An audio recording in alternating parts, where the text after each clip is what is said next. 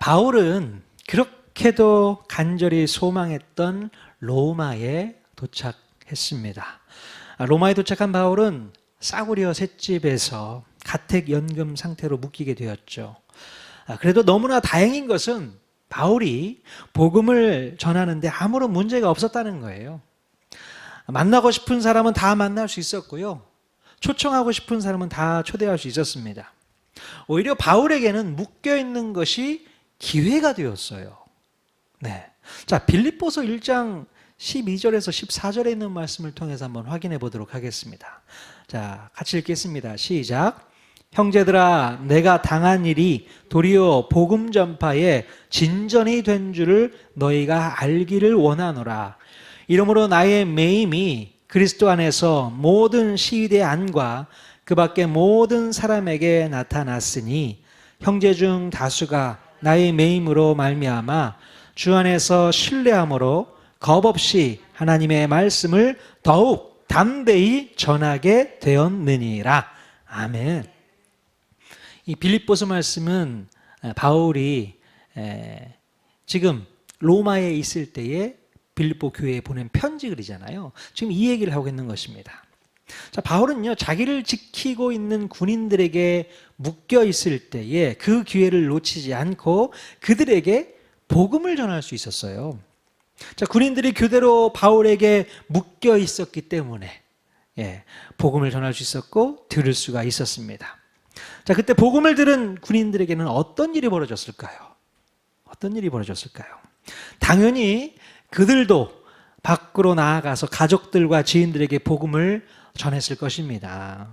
그래서 바울은 자신의 매임이 그리스도 안에서 모든 시위대 안과, 로마 시위대를 말하는 거겠죠. 그 모든 시위대 안과 그 밖에 모든 사람에게 나타났고, 심지어 겁없이 하나님 말씀을 담대히 전하는 사람들도 있었다고 이 빌립보서에 기록하고 있습니다. 하나님의 놀라운 역사가 여기에서 벌어졌습니다. 로마 안에 있는 시위대 안에서도 하나님의 복음이 선포되어졌습니다. 겁없이 주의 말씀을 증거하는 사람들도 나타났습니다. 그 얘기를 빌립보 성도들에게 간증하고 있는 거예요. 그래서 바울은 내가 묶여 있지만 그것이 복음의 진전이 되었다, 이렇게 얘기를 했던 것입니다. 자, 그리고 물론 바울은 옆에 있는 군인들에게만 복음을 전한 것이 아니었어요. 바울은 로마에 살고 있는 자기 동족 유대인들 가운데 어른들을 집으로 초대했습니다. 그래서 그들에게 자신에 대한 오해를 먼저 풀어주었고, 무엇보다도 진짜 메시아가 누구인지를 소개하는 시간을 가졌던 것입니다. 자, 그런데 그 유대인들의 반응이 어떠했는가? 정말 놀랍게도 바울이 그들에게 시간 예약을 해야 할 정도로 반응이 뜨거웠습니다. 많은 사람들이 아침부터 저녁까지 바울의 집으로 끊임없이 찾아와서 말씀을 듣게 되었습니다. 아마도 바울은 이런 상황을 꿈꾸면서 로마에 오기를 간절히 소망하지 않았을까, 그런 생각을 해보게 돼요. 그럼 바울은 왜 그렇게 로마에 오기를 소원했을까요? 자, 이미 이전에 쓴 로마서 편지에 두 가지 정도의 목적을 밝히고 있습니다. 같이 한번 로마서 11절 말씀, 1장 11절 말씀 같이 읽어보겠습니다. 시작. 내가 너희 보기를 간절히 원하는 것은 어떤 신령한 은사를 너희에게 나누어 주어 너희를 견고하게 하려 함이니. 네. 바울은 로마에 있는 성도들에게 신령한 은사를 나누어주고 너희를 견고하게 하기 위해서 오고 싶었다라는 얘기를 하고 있습니다. 믿음에 견고해지기 위해서 내가 너희들이 꼭 가고 싶어. 자, 두 번째 목적이 있습니다. 로마서 1장 14절 15절에 있습니다. 또 읽겠습니다. 시작. 헬라인이나 야만인이나 지혜 있는 자나 어리석은 자에게 다 내가 빚진 자라. 그러므로 나는 할 수 있는 대로 로마에 있는 너희에게도 복음 전하기를 원하노라. 아멘. 바울은 로마에 살고 있는 사람들에게 복음을 전하기를 원했다는 것입니다. 왜냐하면 바울은 자신이 모든 사람들에게 다 빚진 자라고 생각을 했기 때문에 그랬습니다. 그럼 바울이 복음을 끝까지 전해야 했던 이유 중에 하나는 바로 자기가 복음의 빚진 자였다는 것이죠. 이제 그 빚을 갚아 나가는 심정으로 죽음을 무릅쓰고 그 멀리까지 오게 되었던 것이에요. 여러분, 빚을 졌다는 것은요, 은혜를 입었다는 뜻이지 않습니까? 은혜를 입었다. 내가 받은 은혜가 크고 내가 진 빚이 너무 많기에 이제 그 은혜에 보답하는 심정으로 바울은 끝까지 복음 전도자의 삶을 살기로 마음먹었던 것이지요. 여러분은 이 받은 은혜, 여러분이 지은 사랑의 빚을 어떻게 갚으시겠어요? 어떻게 갚으시겠습니까? 바로 예수 그리스도의 복음을 증거하는 것으로 빚을 갚아 나가면 어떨까요? 예, 그렇게 한번 갚아 보시죠. 물론 우리는 어떤 노력을 해도 주님이 주신 은혜를 다 갚을 수가 없습니다. 어떻게 그 은혜를 갚아요? 말도 안 되죠. 그러나 은혜만 받아 누리고 그것으로 끝나면 뭡니까 이건? 배은망덕입니다. 받은 은혜만 누리고 있으면 배은망덕이죠. 은혜를 모르고 있는 것입니다. 여러분, 하나님께 배은망덕한 사람은요, 아직 은혜를 경험하지 못한 사람일 수가 있어요. 아직 하나님의 그 뜨거운 은혜를 경험해 보지 못했기 때문에 자기가 사랑의 빚진 자라고 생각을 못하는 겁니다. 자기 자신이 진짜 주님의 사랑의 빚진 자라고 여긴다면 주님이 기뻐하시는 일을 하고 싶어지는 게 당연한 거예요. 주님이 기뻐하시는 게 뭘까? 그거라도 좀 제가 해보고 싶다. 그거라도 내가 해보고 싶다. 그런 마음이 드는 게 당연한 거 아니겠습니까? 그래서 바울은 그 일을 뭐라고 생각했습니까? 바로 복음을 전하는 것. 복음을 전함으로 진 빚을 갚아야겠다. 이런 마음으로 살았던 것 같아요. 여러분, 주님이 가장 기뻐하시는 일이 무엇일까요? 한 영혼이 주님께로 돌아오는 것을 가장 기뻐하십니다. 그러므로 복음에 비친 우리 모두는 주님이 가장 기뻐하시는 복음 전도의 사명을 끝까지 감당해서 조금씩이나마 그 빚을 갚아 나갈 수 있어야 합니다. 아멘. 우리 옆 사람에게 한번 이렇게 인사했으면 좋겠어요. 제가 은혜의 빚진 자입니다. 조금씩 갚아 나가겠습니다. 제가 은혜의 빚진 자입니다. 조금씩 갚아 나가겠습니다. 자, 은혜 좀 갚아주세요. 자, 은혜 갚아주세요. 어떻게 해요? 그럼요. 주님이 가장 기뻐하시는 일, 한 영혼이 돌아오는 거 아니겠습니까? 한 영혼이 돌아오는 거 아니겠습니까? 예, 그게 복음의 빚을 갚는 거죠. 예. 자, 오늘 본문에 보면 바울의 선교 전략을 우리가 다시 한번 확인해 볼 수 있어요. 여러분, 바울은요, 누구에게 먼저 복음을 전했습니까? 바로 자기 동족들인 유대인들에게 복음을 먼저 전하게 됩니다. 바울은 1차, 2차, 3차 전도 여행을 할 때에도 어디를 가든지 제일 처음 찾은 곳이 어디였습니까? 바로 디아스포라 유대인들이 머물고 있는 회당에 먼저 찾아 들어갔어요. 회당. 그리고 유대인들에게 먼저 예수 그리스도의 복음을 그곳에서 전하게 됩니다.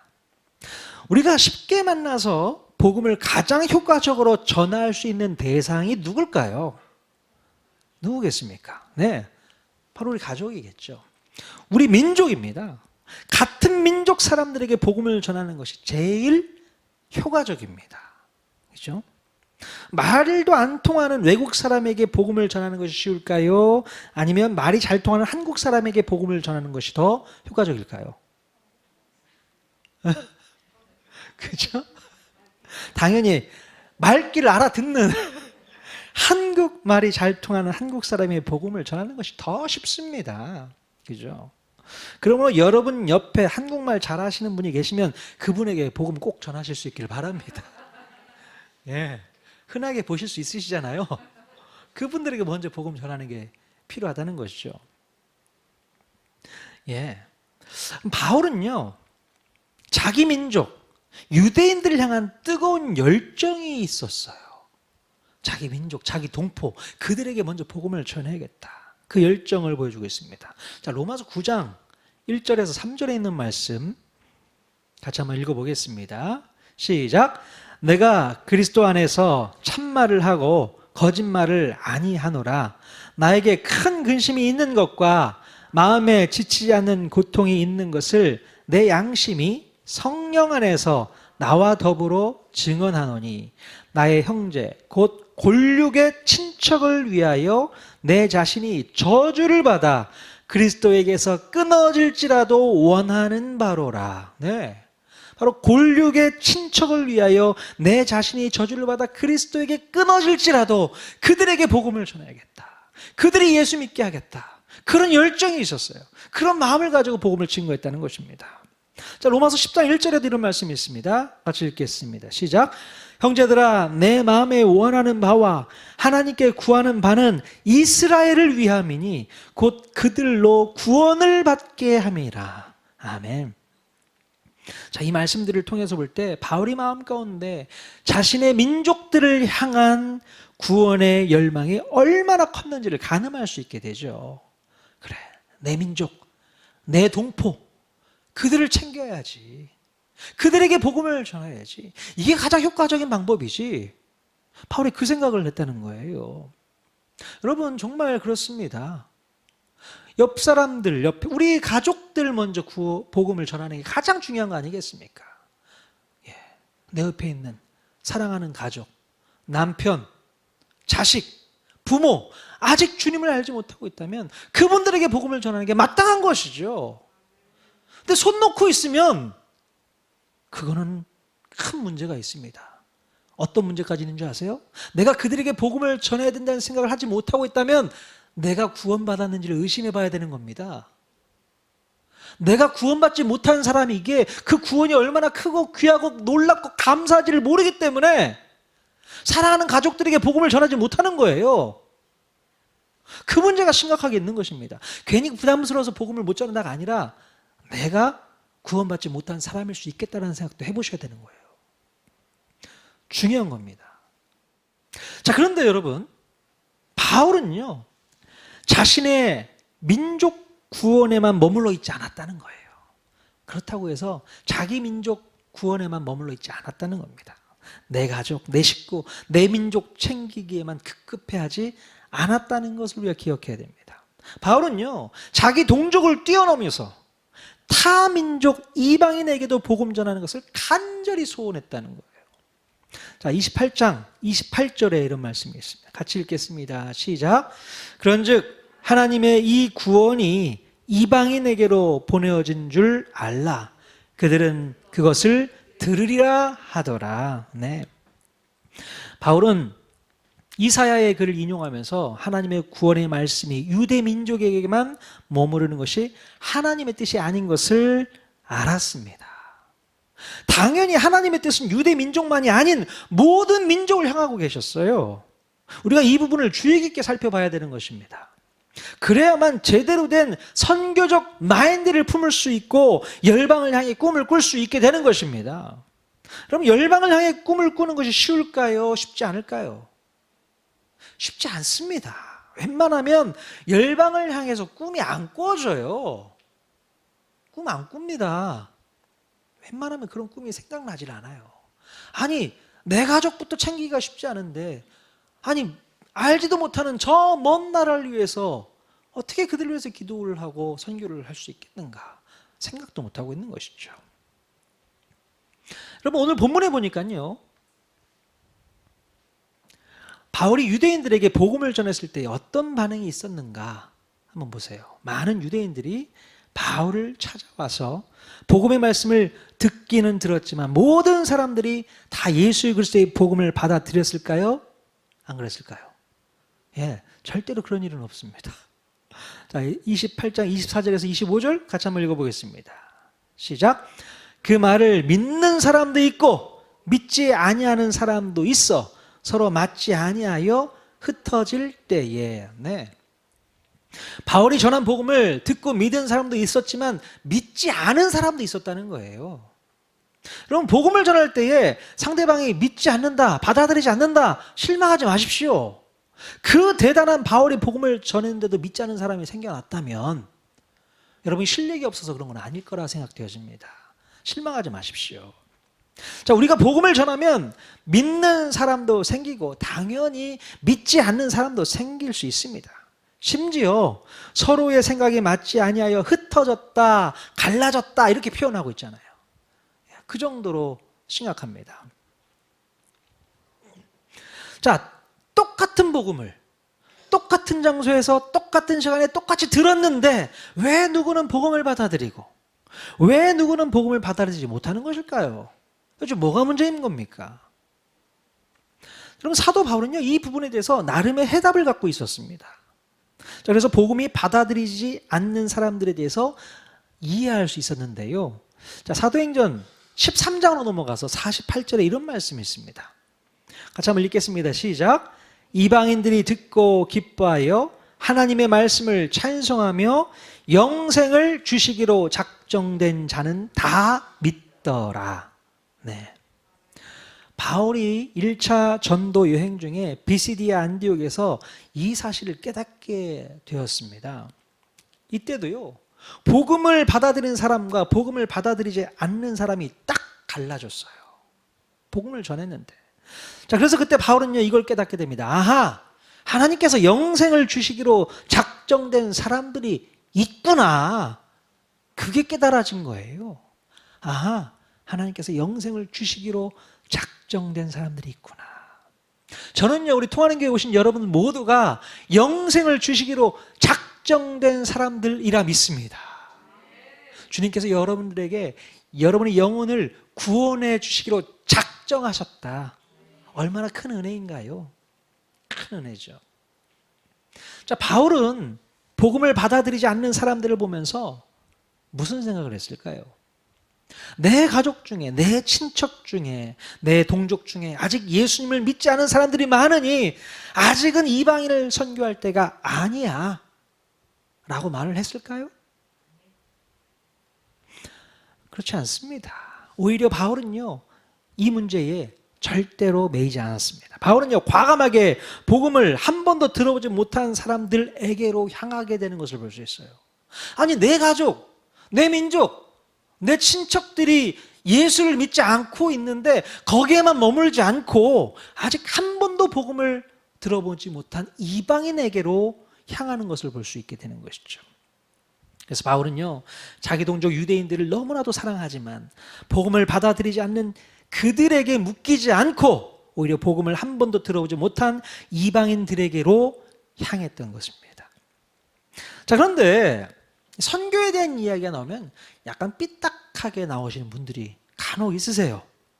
아니, 아직 우리 주변 사람들에게도 복음도 못 전했는데 무슨 인도네시아 전도를 하고 일본 전도를 하고 몽골 전도를 하러 가나.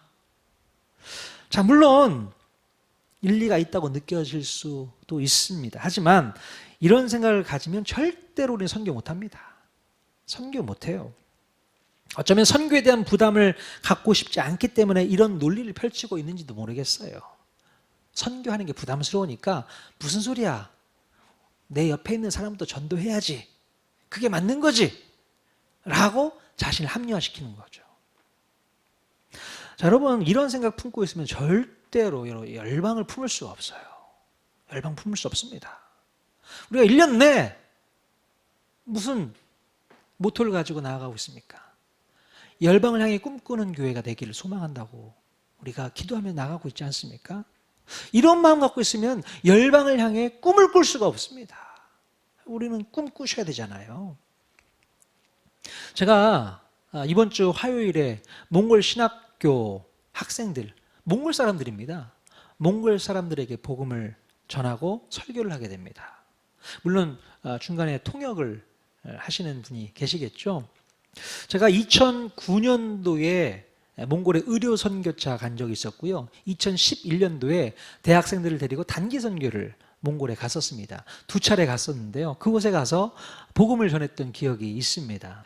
이번에 복음을 전하면서 또 설교를 하면서 몽골 우리 신학생들에게 강하게 도전하고 싶습니다. 강력하게 도전하고 싶습니다. 예수 그리스도의 복음을 받아서 너희들도 나중에 열방을 향해 꿈꾸는 자들이 되라고 그렇게 얘기하고 싶어요. 언제까지 받고만 있을 수는 없지 않습니까? 우리나라도 해외에 들어온 선교사님을 통해서 받고만 있지 않았습니다. 때가 되니 우리도 선교사로 파송할 수 있는 그런 나라가 됐지 않았습니까? 몽골 사람들도 당연히 이렇게 해야겠죠. 열방을 향해 꿈꾸는 그런 교회, 그런 나라 될 수 있기를 소망합니다. 저를 위해서 계속 기도해 주시고요. 우리 교회가 열방을 향해서 가보지도 않은 나라를 위해서 끊임없이 기도하며 그곳에 있는 영혼들을 살리기에 최선을 다하는 저와 여러분도 다 됐으면 좋겠습니다. 아멘. 여러분, 며칠 전에 우리나라에 이 아프가니스탄 사람들 390명이 입국을 했습니다. 아시죠? 자, 이들은 특별 공로자 신분으로 내전 중인 아프가니스탄에서 탈출을 해서 한국으로 들어올 수 있었어요. 아마도 이들은 우리나라에서 장기 체류를 할 확률이 높겠죠? 오랫동안 살게 될 것 같습니다. 여러분들은 이들의 입국에 대해서 어떤 생각을 하고 계십니까? 어떻게 생각하고 계세요? 물론 긍정적인 측면도 있고 부정적인 측면도 있기 때문에 의견이 아주 분분합니다. 분분해요. 하지만 우리가 이 부분에 대해서 하나님의 뜻을 구하는 게 필요하다고 생각돼야 돼요. 하나님의 뜻이 뭘까? 특별히 이 시대 말에 왜 하나님께서는 이들을 우리나라에 오게 하셨을까를 생각해 봐야 됩니다. 도대체 하나님께서는 왜 이 민족들을 우리나라에게 오게 하셨을까? 물론 정치적인 색안경을 끼고 생각하면 답이 안 나와요. 답 안 나옵니다. 그러나 우리가 선교적인 마인드를 가지고 이 문제를 생각해 본다면 우리가 하나님의 뜻이 무엇인지를 분별할 수 있으리라 믿습니다. 선교적인 마인드를 가지고 봐야 되는 것이죠. 어쩌면 요즘 같은 코로나 팬데믹 시대에 하나님께서 우리에게 주시는 새로운 선교의 패러다임의 전환점이 될 수 있다고 저는 믿습니다. 선교의 전환점이 될 수 있는 거예요. 물론 그들이 이슬람 종교를 신봉하는 무슬림이다 보니 신경이 쓰이는 건 사실입니다. 신경 쓰이죠. 여러모로. 그러나 오히려 예수 그리스도의 보혈로 그들을 붉게 물들이면 게임은 끝나는 거 아니겠습니까? 예수 그리스도의 복음으로 물들여 버리자는 것이죠. 만약에요, 사도 바울이나 예수님께서 이 시대에 이 땅에서 살고 계신다고 한다면 우리나라에 들어온 이방인들에 대해서 어떻게 생각하실까요? 어떻게 생각하실까요? 우리 예수님, 사도 바울 어떻게 생각할까요? 할렐루야, 그렇게 생각할 것 같아요. 야, 내가 그 멀리 로마까지 가는데 얼마나 힘들었는데 복음 전하기 위해서. 근데 웬 떡이야, 그들이 아예 들어와 버렸네. 멀리 갈 필요도 없네. 그들에게 복음을 전하면 되는 거 아니야. 더 편해졌잖아요. 여러분, 무슬림들이 많이 있는 그 나라에 가서 복음 전하기가 쉬운 줄 아십니까? 복음 전하기 너무 어렵습니다. 너무 어려워요. 제이국 선교사님, 제 친구 선교사님 잘 알고 계시죠? 그분이 그 나라 국민들 위해서 선교하는 게 아니에요. 누구를 위해 선교하는 줄 아십니까? 시리아에서 너무 난민들을 선교하고 있는 겁니다. 시리아 난민들을 위해서 복음을 증거하는 삶을 살고 있어요. 그러니까 난민들이 어쩌면 우리에게 짐이 아니라 복음의 기회, 복음 전도의 기회가 될 수 있는 것이죠. 선교의 기회가 될 수 있는 것입니다. 예수님께서도 환영할 거예요. 분명히. 부담을 느끼고 거절할 그런 마음이 아닌 것 같아요. 우리가 마음을 좀 열을 필요가 있다고 생각되어집니다. 그래서 벌써 난민 사역에 관심이 있는 교회들은 그들을 향해서 뭔가 액션을 취할 준비를 하고 있는 것으로 알고 있어요. 자, 교회마다 맡겨진 사명이 다르기에 우리가 판단할 게 아니라고 저는 믿습니다. 그래서 기도를 할 필요가 있어요. 자, 다시 본문으로 돌아와서 우리가 마지막으로 살펴볼 것이 있습니다. 자, 사도 바울은 유대인들과 이방인들에게 복음을 전할 때 구체적으로 어떤 메시지를 전했나, 그걸 한번 살펴보도록 하겠습니다. 자, 바울은 처음부터 끝까지 바로 하나님 나라와 예수에 대해서 메시지를 증거하는 것을 볼 수 있어요. 자, 31절 말씀 같이 읽겠습니다. 시작. 하나님의 나라를 전파하며 주 예수 그리스도에 관한 모든 것을 담대하게 거침없이 가르치더라. 아멘. 자, 23절에서도 보면요, 바울은 하나님 나라와 예수에 대해서 복음을 증거했다라고 기록하고 있습니다. 여러분, 사도행전 말씀은요, 하나님의 나라로 시작해서 하나님의 나라로 끝납니다. 자, 사도행전 맨 첫 장 1장 3절에 보면 예수님께서 부활하신 뒤에 승천하시기 전까지 하나님 나라의 일을 말씀하셨다고 누가가 기록하고 있어요. 예수님께서 승천하시기 전까지 뭘 했냐면 하나님 나라의 일을 말씀하셨다는 거예요. 그게 그렇게 중요하다는 얘기입니다. 바로 그 말씀이 사도행전 1장에 기록되어 있는데, 오늘 우리가 보고 있는 사도행전 이 마지막 장에도 하나님 나라, 이것이 주제인 것이죠. 사도 바울의 관심은 하나님 나라와 예수였습니다. 여러분, 바울은요 지금까지 하나님 나라와 예수를 전하는 삶을 살았습니다. 그리고 그에게 남은 시간도 하나님의 나라와 예수를 전하는 삶을 살다가 죽음을 맞이하게 됩니다. 자, 그런데 이런 바울의 노력과 수고가 결국 어떻게 될까? 정말 말도 안 되는 기적이 일어납니다. 바로 이 로마 제국이 기독교를 국교로 승인하는 일이 벌어지게 됩니다. 몇 년 뒤에. 네. 그러면서 이 복음은요 로마에만 머무르지 않고요, 바로 게르만 민족들에게 흘러갑니다. 이 야만족이었던 게르만 민족도 하나님 나라와 예수의 복음을 듣고 놀라운 변화를 맞이하게 됩니다. 그리고 이 복음은 영국으로 넘어가고, 그 후에 그 복음은 미국으로 넘어오게 되죠. 그리고 그 복음이 결국에는 미국에서 건너와서 우리나라에 오게 되는 것을 볼 수 있어요. 놀라운 역사죠. 여러분, 우리는 누군가의 희생과 헌신이 아니었다면 이 복음을 경험하지 못했을 것입니다. 바로 사도 바울과 같이 하나님 나라와 예수의 복음에 헌신된 사람들이 우후숙순처럼 일어났기 때문에 오늘날 우리들이 이렇게 은혜와 복을 누리면서 살 수 있게 된 것입니다. 그 은혜가 얼마나 감사한지 몰라요. 여러분, 지금 우리가 이 자리에서 복음을 듣고 있는 것도 누군가의 희생과 헌신이 있었기 때문에 복음을 듣고 예배하고 있는 줄로 믿습니다. 한 사람이 교회 와서 예배드리는 예배자로 정착하기가 얼마나 어려운지 아십니까? 그러나 누군가가 희생하고 헌신했기 때문에, 누군가가 시간을 쓰고 누군가가 물질을 투자하고, 그렇기 때문에 우리가 이 자리에 와서 예배를 드릴 수 있는 거예요. 하나님의 자녀가 될 수 있는 것입니다. 나 혼자 잘나서 교회 나와서 예배 드리고 있는 줄 아십니까? 나는 그럴 만한 충분한 실력이 있기 때문에 나 혼자 왔어, 나 혼자 컸어. 천만의 말씀이에요. 교만한 소리입니다. 누군가의 희생이 있었고 헌신이 있었고 눈물 뿌림이 있었고 기도가 있었다는 사실입니다. 그 희생이 모아져서 오늘 내가 이 자리에 앉아 있는 것이지요. 하나님의 자녀가 된 것인 줄로 믿습니다. 그런 의미에서 복음을 전해준 사도 바울에게 우리는 박수 쳐드려야 돼요. 예. 그리고 사도 바울처럼 이름은 드러나지 않았지만 자신의 생명을 바쳐가면서 하나님 나라와 예수를 전하기 위해 노력했던 수많은 선교사들, 순교자들, 그들을 위해 우리는 박수 쳐야 됩니다. 박수 한번 쳐드리죠. 네. 그분들의 수고와 애씀이 아니었다면 우리는 이렇게 편하게 예배드릴 수 없습니다. 자, 그러면 이제는요, 저와 여러분 차례입니다.